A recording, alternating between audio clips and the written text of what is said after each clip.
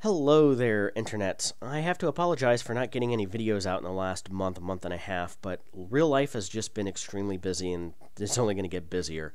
I've been working on a bathroom remodel project, a garage door opener that was bent, having to sell my car, buy a minivan, puppy dog that's also had some health issues. He's 14 and a half years old, really likes to sleep on laundry, either dirty or folded and clean. He's fortunately feeling a lot better and got a lot more energy like a younger puppy. And I've been engaging in some of my other hobbies and activities because in a couple of weeks, life is going to get even more busy with our first child arriving here at the end of February, beginning of March. So, yeah, if you don't see a whole lot of content from me in the next 6 months, this will be why. So with that out of the way, let's talk about Elite Dangerous and the fact that the first chapter of Beyond is going to be seeing beta on January 25th, which is the day after my birthday, so I'll take it as a belated birthday present. And I have to say that what I saw in the live streams this past week of the new features that they were demoing and how things will work colored me relatively impressed. It's about damn time. This was the expansions to the game and gameplay mechanics and depth and breadth that many of us have been asking for 3.5 years at this point. This is what we were hoping that we would see the game expand into, and it looks like it's finally happening. And I will say, some months ago, whenever I was pointing out that there needed to be some sort of change in senior leadership to the game, and the fact that Michael Brooks moved on to the Jurassic Park title and there became a new senior producer, I wanted to see what would happen 6, 7, 8 months down the line. I didn't expect a lot to change with 2.4 because those production plans were probably already in place and there wasn't much that could be done to right the ship at that point in time. It's always whenever you have a new change in leadership on a large software project like this, it's usually going to be lagged 6, 7, 8 months down the line to see what impact a change in senior leadership is going to have on the project. And if this is the impact it's going to have, wow, I am really glad there was kind of a little bit of a shakeup up there. I'm still not convinced that Sandro Sammarco is the best game designer in the world, but I will say that what I've seen in the live streams thus far should be interesting to try out. We'll see how well it works in practice this week and see if I change my opinions on some of the stuff.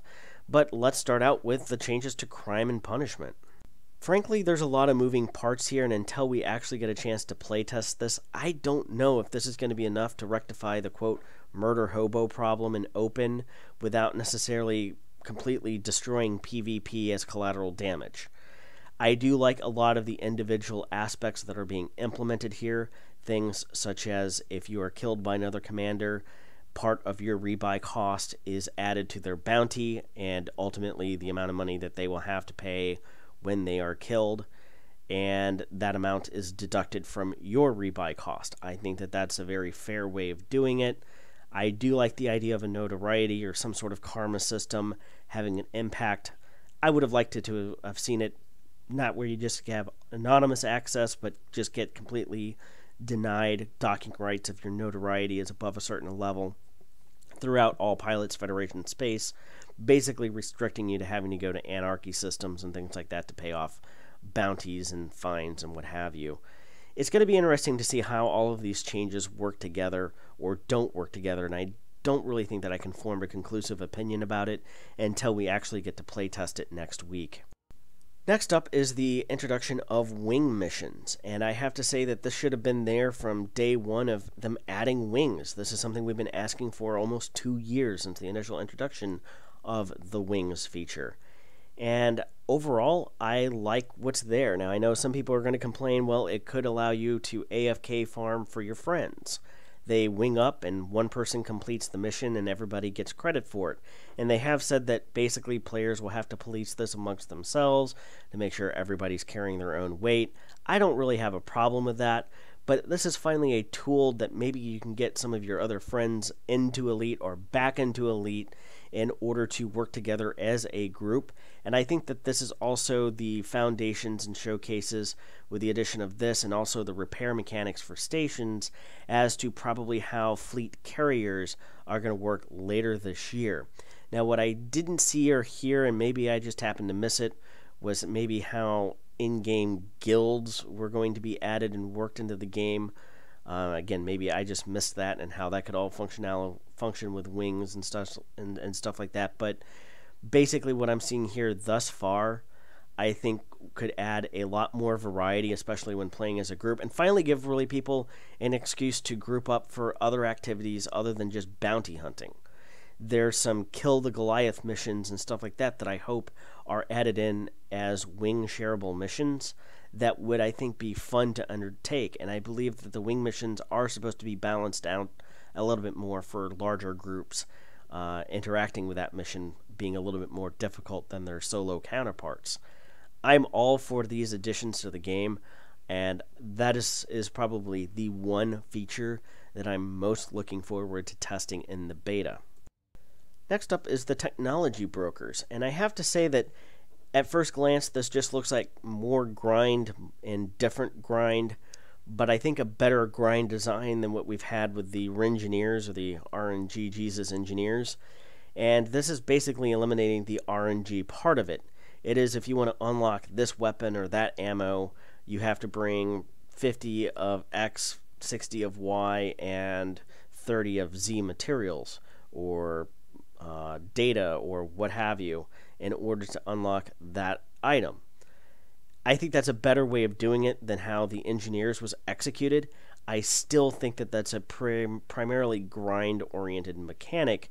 That being said, traditional MMO players usually do like to have something to strive for, and I think it'll give some of the players who maybe put the game down in the past because they didn't feel like there was some sort of measurable or tangible goal to achieve at the end of the grind, that essentially it was just credits for credit's sake or engineering materials for engineering's sake, and there didn't seem to be a purpose behind the grind, that this does sort of give a purpose to that grind.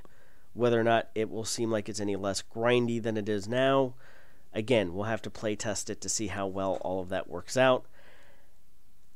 I think it's a modest improvement. I think it is certainly better executed than the Engineers were with the RNG Skinner box slot machine type methodology of how things behave, and this is definite unlocks for definite materials. Maybe that's a side effect of 2017 and loot box controversies at the same time. I don't know. I think this is a better design than what we've had. I don't know if it necessarily qualifies as a great design overall. Let me know what your thoughts are in the comment section down below. What have you seen about this? Does the technology broker excite you, or is it just, crap, more crap to grind? Next up is, of course, a new ship, the Chieftain. It's going to be a medium-sized ship with apparently superior maneuverability to any other medium-sized ship out there. I think that's going to be very interesting with the way that the gun layouts and just the unique design of that ship. We'll have to see how much it ends up costing. I'm looking forward to getting one personally. I'm new ships, more to the merrier as far as I'm concerned there. So that's great. They're also, of course, de-beigifying the galaxy and returning colors to the once vibrant cosmos. That I'm also happy to see, and apparently you'll be able to start to get an idea of what materials are where if you're looking at different landable planets, rocky versus metallic versus icy. So if you're in search of certain materials, you should start to be able to look for certain colors and things like that on the surface and know generally where you need to go where there might be higher concentrations. Maybe a first step to more in-depth mining, prospecting type gameplay that'll be introduced later on in the year. Just surmising there. And, of course, the other major change that's going to be going on is with the trade system and the fact that you'll be able to recall trade data from any system that you've visited since the launch of the game and be able to type it in and find out where's low, where's high. These are, again, critical functionalities when it came to trading that needed to be included into the game in its core design and initial release 3 years ago during the 1.x days. Maybe not always at 1.0, but by 1.2, 1.3, 1.4, those days, that was features that should have been looked at and added into the game a long, long time ago. Some will say better late than never. I guess so. But it's going to be interesting to see how all of that works together. Well, let me know your thoughts in the comment section down below. Until then, be sure to like and subscribe. See you next time.